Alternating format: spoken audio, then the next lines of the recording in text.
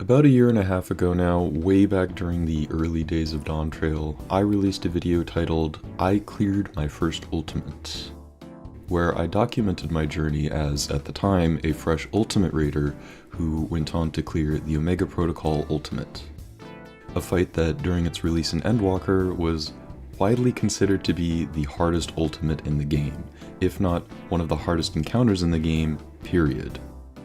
Now, since that time, I've dabbled in many of the other Ultimates, and I've been chugging along with each of Dawntrail's Savage tiers as they've been released.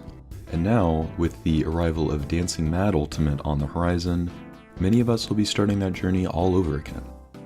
This video is about a similar journey, about how I cleared my second Ultimate. Futures Rewritten Ultimate, usually just known as FRU, was released in patch 7.11 not long after the first Savage raid of Dawntrail released. FRU features a reimagining of the Eden Raid series from Shadowbringers, which holds some of the most iconic raids in the game, and two of their most notable, Shiva and the Oracle of Darkness, happen to take center stage for this Ultimate.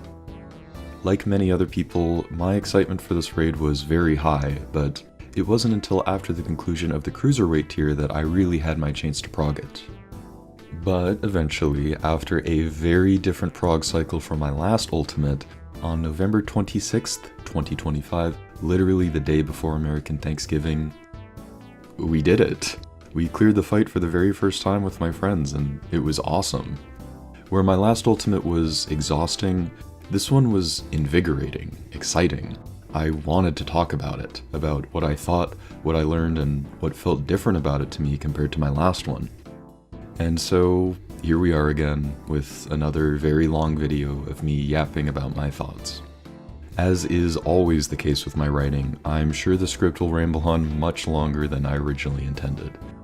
At this point in recording, I'm looking at a 10,000 word script, which, oh jeez. Yeah, I'm probably gonna lose my voice by the time I'm done recording this. But my hope with this video is that it will reach and resonate with people who have cleared these fights as well, and also serve as some inspiration for those who want to take their next step into more difficult raiding, whatever that might mean to you. Ultimate raids are uniquely challenging for a multitude of reasons, but they are also, in my opinion, the apex of raid design in this game, not only in their scope of difficulty, but also in what they ask of you as a player.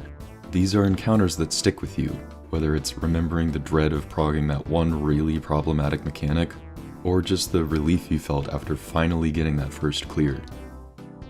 As I've said before, while the Ultimate raiding scene is a very small part of the overall player base, there is a reason so much time and effort and energy is dedicated to crafting these fights every expansion.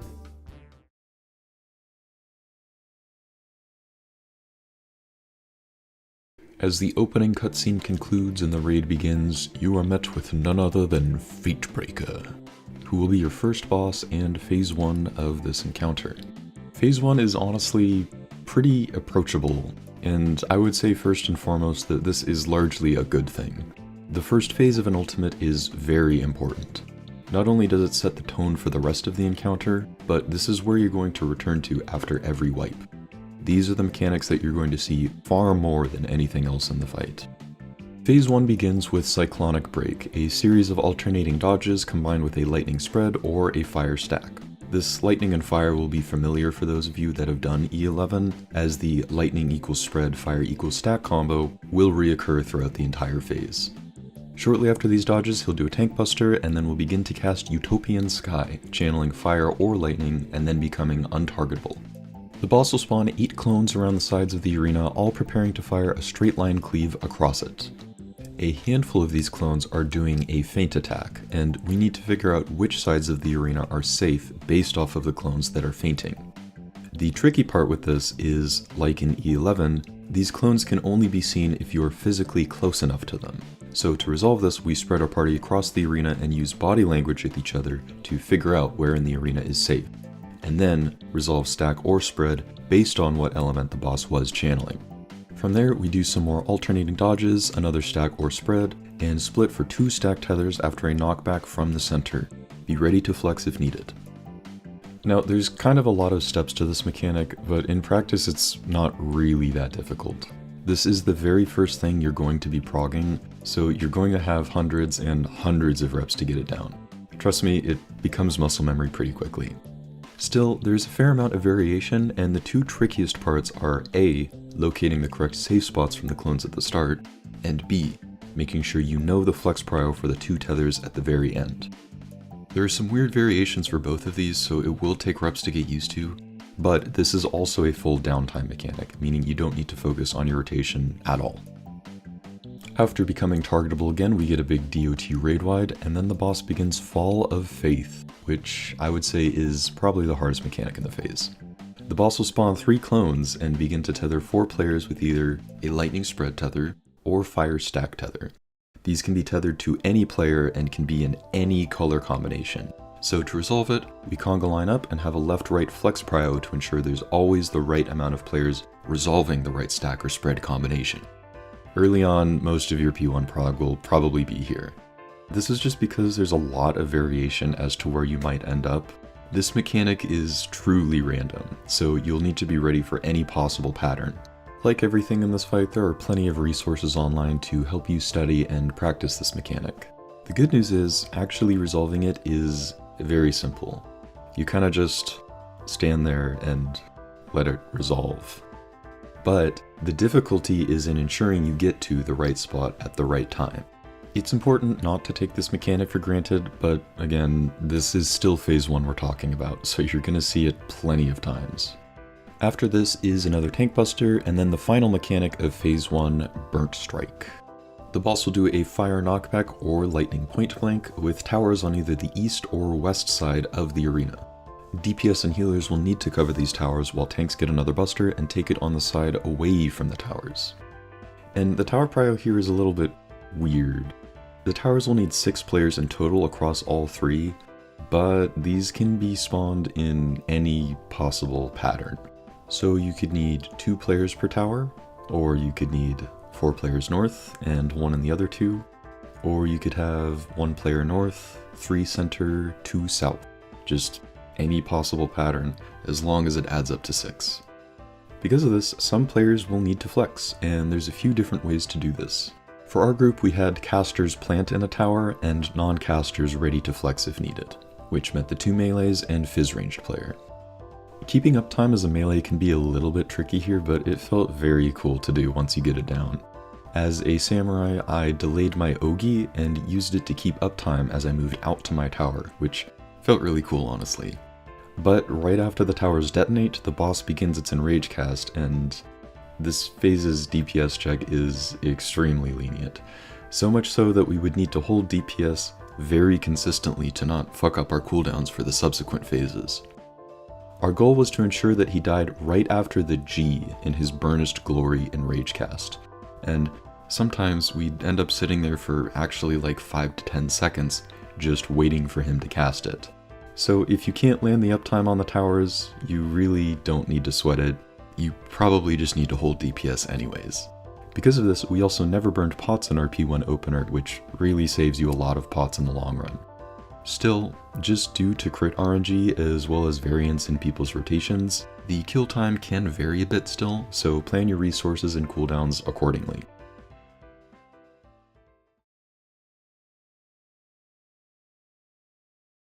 After the Fatebreakers defeat the Usurper of Frost, masquerading as Shiva, comes to take the stage. Opening with a tank buster, you get about 30 seconds to kind of just beat her up for free before she casts Diamond Dust and again becomes untargetable. Now, because of the variable kill time during phase 1, you can end up with pretty weird or jank reopeners for this phase. I had a lot of fun with my job because there's a lot of creative ways to convert and dump your resources to set up for post Diamond Dust. I chose to hold my Meikyo and reapply my DOT manually, and aimed to spend a Madare and enough extra EI Jutsu to get an extra Shoha cast, allowing me to gain more stacks of Meditate during the downtime. This probably cost me a use of Meikyo in this phase, but doing so made my cooldowns very consistent for the rest of P2, which let me pool everything properly for the transition phase afterwards. It's just how I chose to set up my rotation. Anyways, before I get too ahead of myself talking about damage, we will come back to this. Let's return to Diamond Dust. As her cast finishes, the Usurper becomes untargetable. She will then cast an in-or-out cleave. Some players will get a spread AoE, and those who don't must go in to bait a laser targeted on the 4 closest players. We dodge her iconic Shiva ground AoEs and return center to get knocked back in 2 different light parties. Each side baiting 4 puddle stacks before the ground is frozen. Remember to look away from the boss. Our final step here is to dodge one last cleave from the Usurper. She either cleaves her front and back, or her back and front. The tell for this being her voice line. We need to dodge appropriately while on the slippery ice field, make sure not to move too late, and we're done. Okay, so there's a lot going on in this mechanic, and I'm definitely summarizing how you resolve it. There's a lot of variation and randomness too. In particular, I thought that the slippery ice dodges right at the very end there would be trickier or have weird timings to them. But after having done this mechanic for a while, it really isn't as bad as it looks. While there is a lot of variation to it, and it can catch you off guard if you aren't paying attention, it's much easier to think about if you break it down into 3 steps. The in or out bait, the light party knockback, and then the slippery ice dodge. When you break them down into these smaller steps, you'll start to realize that you aren't really doing all that much at any given time. And while some of the mechanics have deceptive snapshots to them, you actually have a fair amount of time to process and resolve what's happening. It's not actually as fast as it looks. The mechanic itself is also more recoverable than you might expect. The knockback into light party stacks is livable with 3 if your healer's ready for it, and a death or 2 during the ice phase isn't going to outright wipe your party. You still need to be ready for the Hallowed Ray party stack right after the mechanic ends, but this is perfectly livable with 7 if your mit's right, and potentially fewer if you rip a tank LB for it. And even then, worst case scenario, you can just sack the one guy who's getting targeted and continue the pull normally. Obviously, any death can spiral you into a wipe, especially if it happens at a bad time, but having these periods of recovery really makes a huge difference for Prog, and it marks an extreme difference compared to the previous ultimate, where nearly any death at almost any given time will just result in a failure state and wipe, even on the earliest phases. Right after Diamond Dust is Mirror Mirror, which is definitely the easiest mechanic in the phase. It's just a series of baited cones either coming from the boss or the mirrors it spawns on the wall. Though there's variation on where these mirrors can spawn, we have a set role priority for both melees and ranged to ensure that we don't overlap any of these cones. After 2 cone baits is a simple full party spread or partner stack, and that's it. You can kinda do it right on the first try. The main tank's movement can be tricky, and healers can end up pretty far from the melee group, despite still needing to top them off between hits. But that's really about the extent of the difficulty here. As a melee, you just get to turn your brain off and follow the boss.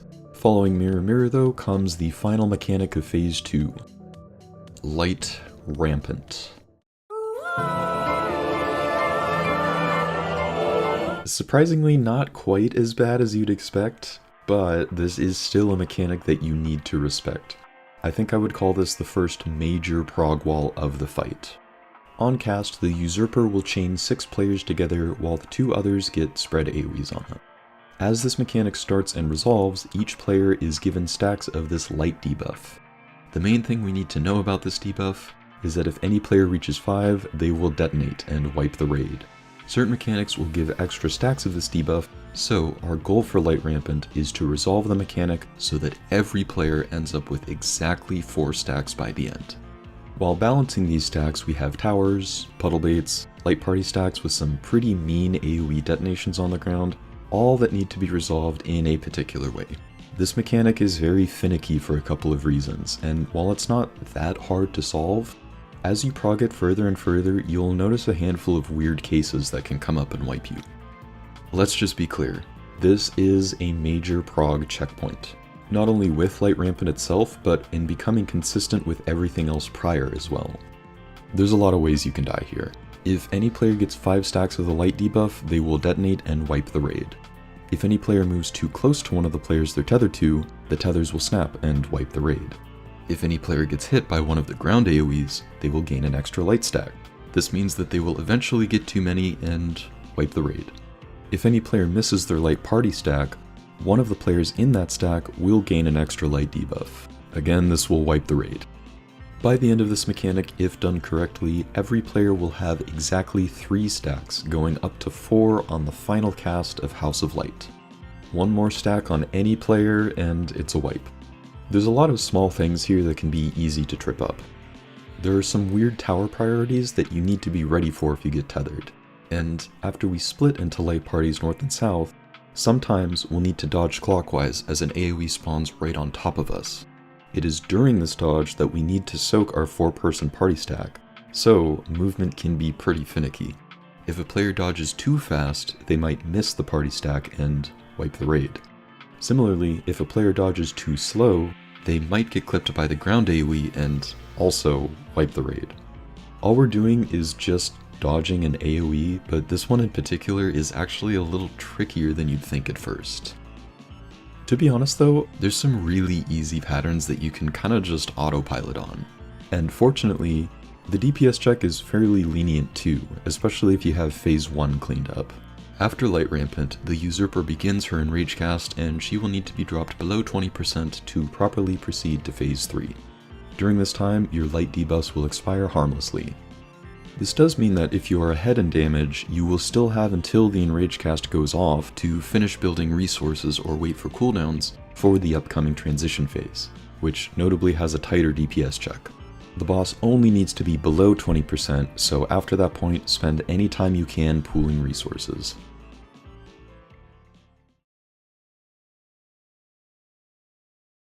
Now, I do want to take some time to touch on damage optimization, because tracking damage in an ultimate is quite different than in Savage.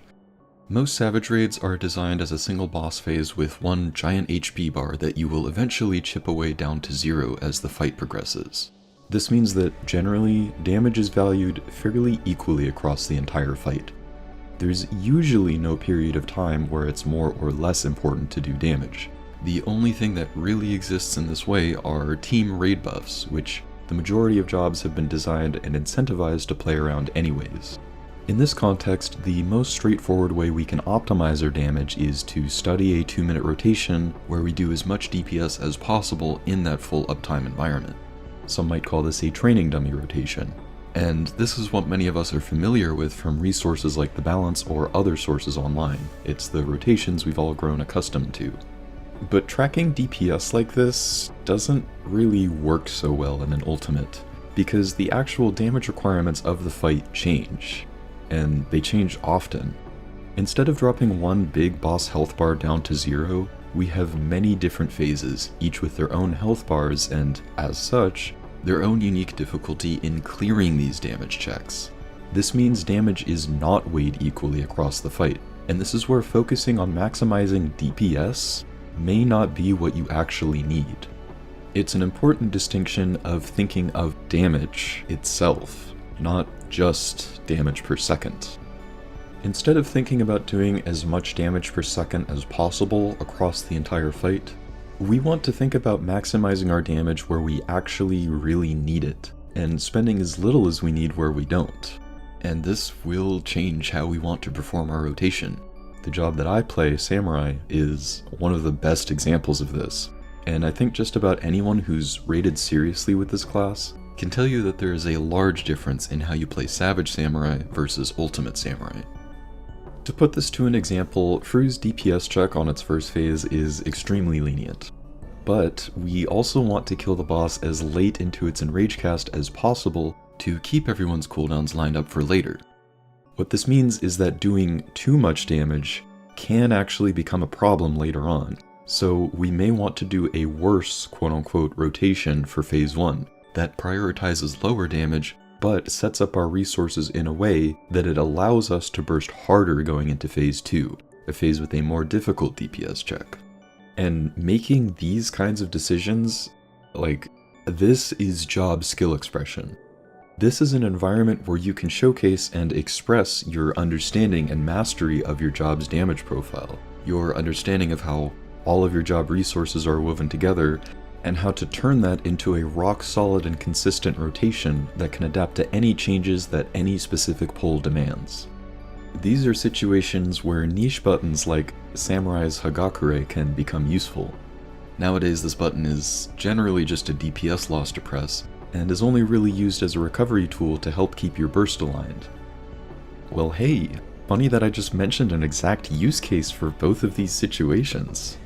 And the beauty of this is there are actually multiple correct answers. There are so many different ways that you can approach setting up your rotation, or your job itself, to build and refine what works for you and your team. Because this doesn't just go for you either.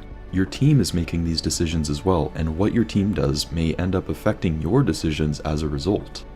This is why building consistency is very important, because whatever decisions you are making will have an effect on the other 7 members in your group too. And the fun part of this is that these kill times are always going to be a little bit different pull to pull, from different crit RNG, different team comps, or just from your other 7 raid members doing the same thing with their rotations. In most fights you can probably get by just fine by just pushing a standard 2-minute rotation, but in encounters with more difficult DPS checks, being able to showcase this level of job understanding is very important. And unfortunately, I feel it's rarely spoken about because there are so few encounters in the game that truly demand that level of job understanding from players. But for those of you that have taken time to learn and understand what actually makes your job tick, your group will notice. Your job as a DPS is to build damage consistency and bridge those tough recovery pulls into clears. This goes for any job in the game, but it is the most important for DPS jobs as this is our primary function in the raid. So what does this have to do with the ads transition phase? Well, I bring it up here because it's pretty simple, and most of what you're actually focusing on is damage. This is a DPS check mini phase, and definitely the tightest DPS check so far. So it's very important to make sure that you have your rotation planned out properly here. 4 Crystals of Light spawn with 4 Crystals of Darkness, each dropping baited cleaves or AoEs on the ground every now and again. We need to destroy the 4 light crystals while leaving the 4 dark crystals alive. Once all crystals of light are destroyed, the ice veil in the center will become targetable, and we need to drop this down to 50% before its endless ice age in Rage Cast goes off. And that's it. Yeah, it's just a DPS check. You'll probably want to burn a pot here and save as many of your class resources as possible for it. This is also why we want to aim to kill phase 1 pretty late into its enrage cast, as otherwise 2-minute buffs will actually come up late for this transition and that can cause issues. For Samurai that means 100 gauge, 2 to 3 sen, 3 meditation stacks, Iki Shoten, a charge of Meikyo, just burn everything. The check here is tighter than both phase 1 and phase 2, so it's quite important that you're actually saving enough resources for this. As you build confidence and consistency with both phase 1 and phase 2, you'll be able to carry more and more damage into this, making it easier, but if you really need to, you can rip a melee limit break here as well. Though ideally, you want to hold on to it and spend it on phase 3 to put yourselves ahead on that phase. Still, if you gotta do it, and click it quickly. The enrage cast goes off faster than you might expect, and you really don't want to die to the enrage cast before your LB actually finishes. After defeating the Usurper of Frost and shattering the Great Veil of Ice, the Oracle of Darkness finally marks her arrival. There are 2 mechanics here in Phase 3, Ultimate Relativity and Sextuple Apocalypse. Ultimate Relativity is the Oracle's iconic mechanic, and at a glance, UR feels pretty similar to top Phase 3's Hello World. For players who did E12S back in Shadowbringers, this is a natural advancement of basic, intermediate, and advanced relativity. The shtick with Ultimate Relativity is that you're given a series of mechanics that must be resolved in a certain order. This is a debuff spam mechanic. There's stacks, spreads, a gaze mechanic, baited lasers from hourglasses, all handed out to each player in a particular order such that there is only one correct way to solve it. Sound familiar? What makes this mechanic unique is the rewind mechanic attached to it. At certain points, each player will have to place a spell in waiting return. When the debuff expires, it places a little rewind portal at your current location. Then, after a certain duration, you will be automatically returned back to that point, similar to a Reaper's Hellgate. The thing is, we'll be placing these rewinds before the mechanic that needs them actually goes off. So we're saving our location for later. Some players will be placing these at different times, but by the end of the mechanic, we will all be returned back to the positions we placed them at to solve the very last step of the mechanic. So the challenge is, we need to find the time to place our rewind portals while resolving the other mechanics currently assigned to us. Now, this mechanic is very cool, and the resolution is pretty simple too once you know what to look for. You need to recognize what your debuffs mean, orient yourself to the hourglass that corresponds to it, and learn your order of stack, spread, drop return portal, etc. Make sure to look out at the end. There's a handy dandy cheat sheet online that tells you what you need to do based on what debuffs you have. This is another mechanic that should be studied and simmed, but honestly, solving this mechanic ended up a lot easier than I was expecting. Past this is a free 2-minute with a simple tank buster and then sextuple apocalypse. This mechanic is fairly simple to understand, but you'll probably spend more time progging this than ultimate relativity. There's a bunch of randomness as to where you might be spreading, possible flexes on any player, and some deceptively fucked up snapshots too for good measure. 6 stack markers are applied to random players, 2 will go off at a time for 3 sets in total. In each stack, we need to have 4 players, and because these are assigned randomly, we need to set up a flex prio to ensure that no 2 stacks are ever overlapping in the same group. On top of this, the boss will detonate AoEs on various places through the arena that need to be dodged quickly. This mechanic is very fast and it will clip you more often than you think. First AoEs go off, spread for Spirit Taker. Look around the arena and spread around your appropriate corner. As soon as the Dark Eruption cast finishes, move quickly. Prepare for the second stack. Party moves center as the tank moves out to bait the Darkest Dance Tank Buster. Prepare for a knockback followed by the final stack. Make sure you are in the correct light party. And the mechanic's done. Drawing to a close with one more Shockwave Pulsar Raid Wide into a Memory's End in Rage cast. The DPS check on this phase is reasonably tight, but if your transition phase prior is clean enough, you can, and should, burn melee LB3 as soon as the Oracle becomes targetable, and 2 minutes should come up just after Ultimate Relativity ends. Like Phase 2, drop the boss below 20% HP, and you're on your way to Phase 4, the hardest phase in the fight. After the Oracle's defeat, the Usurper returns to face you once more, and shortly after her appearance, a memory shard will be spawned on the north side of the arena. Throughout the entire phase, this crystal must be protected, and it cannot be destroyed or else you will not proceed to Phase 5. This is the secret mechanic of the fight. In tandem with this, the Oracle of Darkness will return shortly after the crystals spawn, making this a 2-target boss fight phase. As is common practice for 2-target phases like this, both Shiva and Gaia's HP must be balanced throughout the phase. Layered in between each mechanic, they will cast an Akmorn stack into Mornifa Raid Wide, and if their HP is more than 5% off from each other, the Mornifa will be powered up and wipe the raid. This is important to keep track of as Shiva spawns in much earlier than Gaia, meaning damage will likely need to be focused more on Gaia shortly after she spawns in. However, again, if I'm being honest, balancing their HP really isn't that difficult.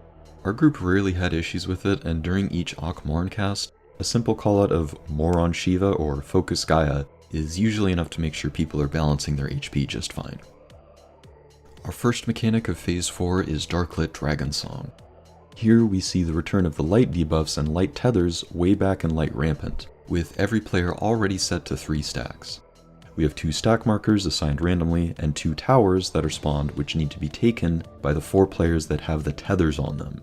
During this, the untethered players need to bait cones from Shiva before the whole party spreads for Gaia's Spirit Taker. Shiva will then spread her wings and light up one side of the room, eventually cleaving that half of it. The party will collapse on the other side, stretching our tethers enough for our light party stacks, and one of the tanks will have to fucking book it to the outside of the arena for another tank buster from Gaia. Mind the light tethers here, they can still break. Much like APOC before, this mechanic has a lot of variation to it, and it can definitely hit you with a few wipes if you aren't ready for it. There are some very rare patterns with weird flex scenarios that players may not be ready for unless it actually comes up in instance and causes a wipe. Situations where, for example, maybe both ranged DPS are part of the light tethers, which means a melee DPS needs to act as a ranged for our spread spots.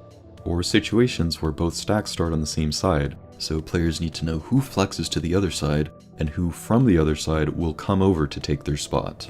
The actual main problem here though is Darklit is followed by what is universally considered the hardest mechanic in the entire fight, which means more of your focus on Phase 4 prog will be on that mechanic instead of Darklit, so you can definitely be caught off guard by some of the weirder patterns here.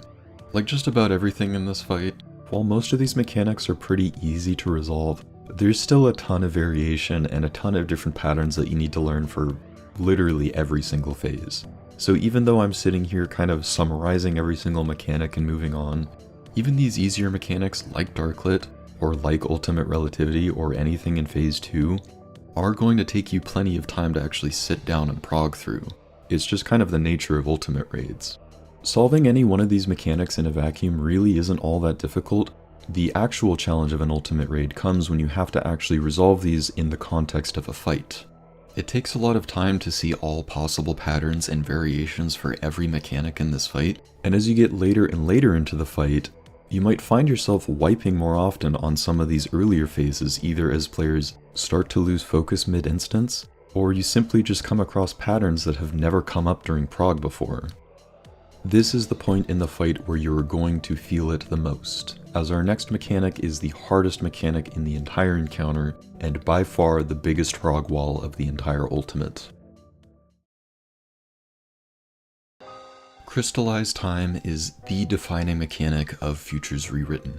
Most of your time spent studying and simming will be spent here on this mechanic. But I don't actually think it's quite as hard as it might look. You do need to study this, and there are plenty of resources available online to help with this.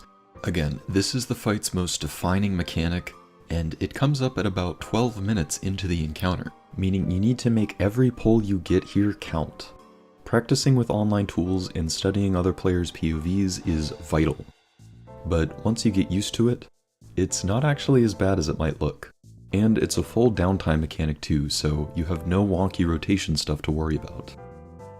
Much like Ultimate Relativity, this is another debuff spam mechanic. You've got red debuffs, blue debuffs, the rewinds are back, ice debuffs, there's a water in there, and winds too. And more hourglasses that the boss is accelerating and delaying. Yeah, so it's really difficult to tell what's going on here if you don't actually know the mechanic. It's your iconic, backloaded, high-pressure ultimate mechanic, kind of the ultimate staple. But yes, this is also another one of those mechanics where each player might be doing something completely different. Each debuff assignment has its own job that needs to be fulfilled throughout the mechanic, and they're assigned completely randomly at the beginning of its cast, meaning you can get any possible debuff and should be prepared to solve any of them. This is why studying and simming in particular is so important for a fight like this. Because of how long it takes to get to this mechanic, you really don't have a lot of opportunities to prog it in instants. At absolute best, you'll see crystallized time maybe 10 or 12 times over the course of one lockout, and it's going to take you more reps than that to get it down, so you need to make sure every pull you see it actually counts. There are like 3 or 4 main jobs you can have in this mechanic.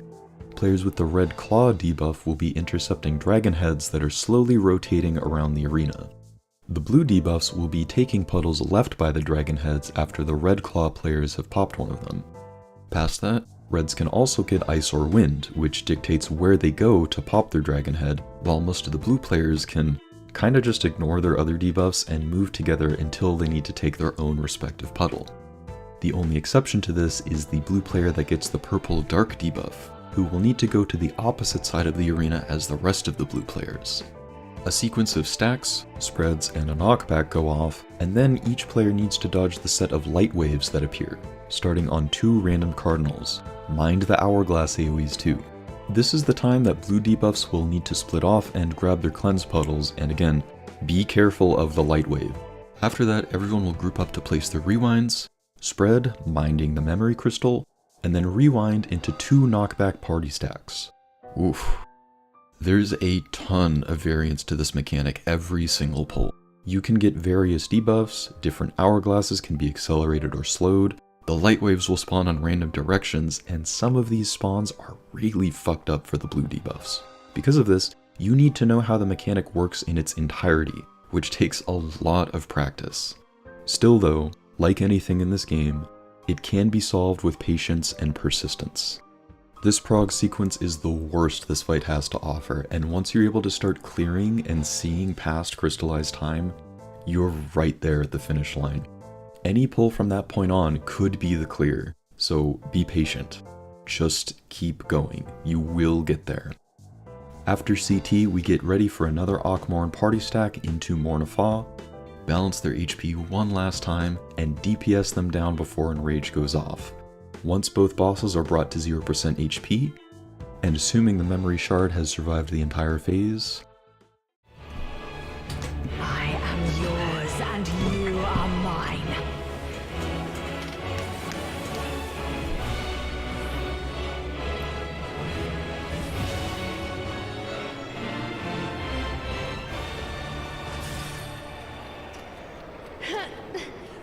I won't let you do as you please!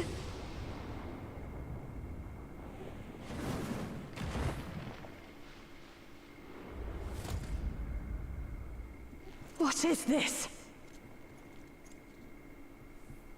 Reen, are you there? Gaia?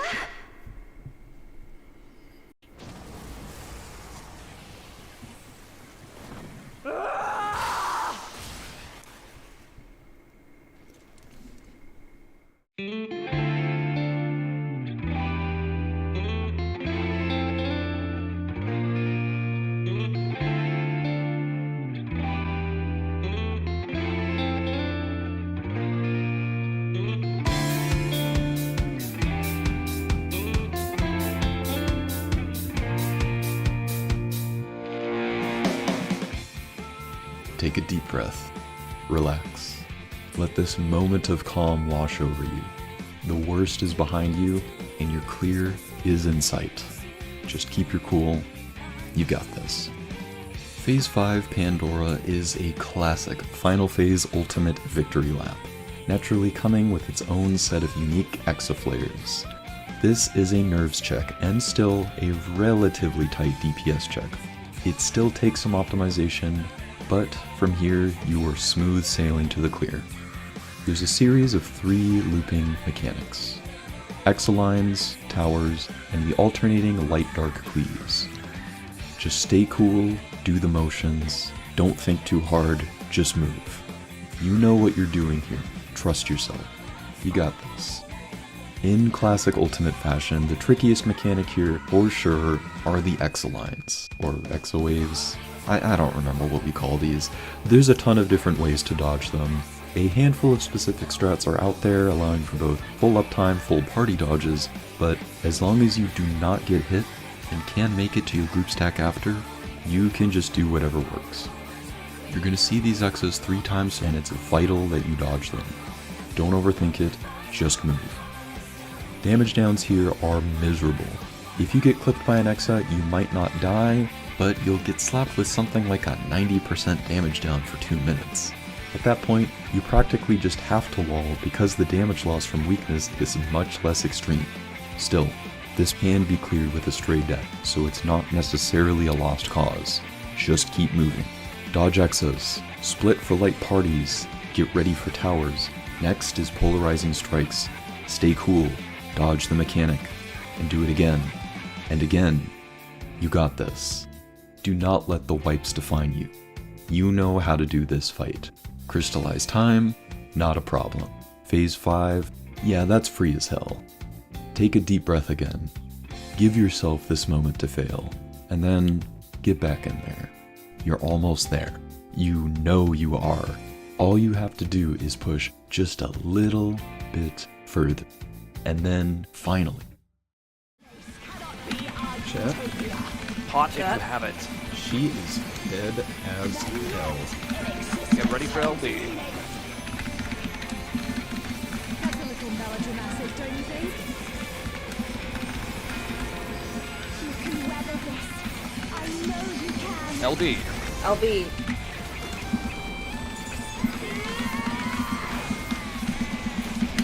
Bam, baby! We finally did it. It's just that easy. It's so that easy. The third call. Second. All right, everyone, stay for a picture. Yep, stay. Stay Yeah, for stay picture. for a picture. No reaction. Poker face. Dude, tomorrow's about to be a goated ass holiday. Fucking clean. The second I saw that it was 14% after that last Yeah. excellent, I was like, that's GG. In rage went off, I was like, chat, she's fucking dead. Ultimate raids are special for a variety of reasons. This is true for their mechanic design, their complexity, their length, their difficulty, but also for that feeling you get when you finally reach its journey's end. The result of dozens of evenings spent learning, honing, and refining, adventuring, and to clear alongside friends who have put in the same amount of time, energy, and dedication as you. This is what makes raiding special. That evening after our clear, we all went and got our shiny new weapons after eyeing them for so long, celebrating our time well spent, and a clear well earned. A much needed reprieve before our journey eventually continues onward.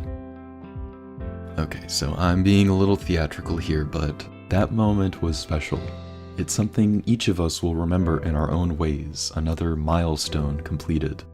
Looking back at where I was after my last ultimate, and even before then, when I was much less confident in myself, I've grown a lot.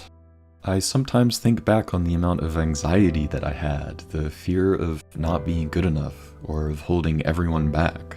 I think that's something some of you can relate to.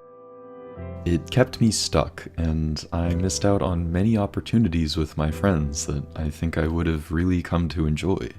But now, it's gone. I don't feel the same level of anxiety that I once did. I feel like I belong. It's not about proving myself to others, it's about proving me to myself. About seeing what I am capable of what I have done, and knowing that that is good enough. Instead of saying, I hope I can do that ultimate someday, to be able to say, I can't wait to do that ultimate someday. And so to those of you watching who may be progging this type of content yourself, or those of you who maybe haven't yet, but have always wanted to give it a try, this type of change doesn't happen overnight. It's gradual and slow, sometimes painfully so. You don't need to change yourself or lock in or finally get good or whatever. The most important thing is to just take that first step. And once you finally do, then comes the hard part. You have to take the next one, and then the next one, and then the next one again. Step by step, you keep moving forward, slowly, until suddenly, one day, you find yourself right there at the finish line. Day to day, you didn't notice the change. It was slow, gradual, just one step at a time.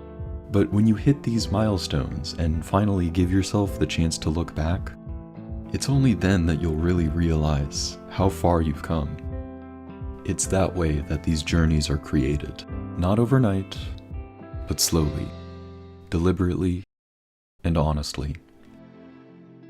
And so to that, I wish you good luck on your adventures, even those taken one step at a time. Thanks for watching, and I'll catch you next time.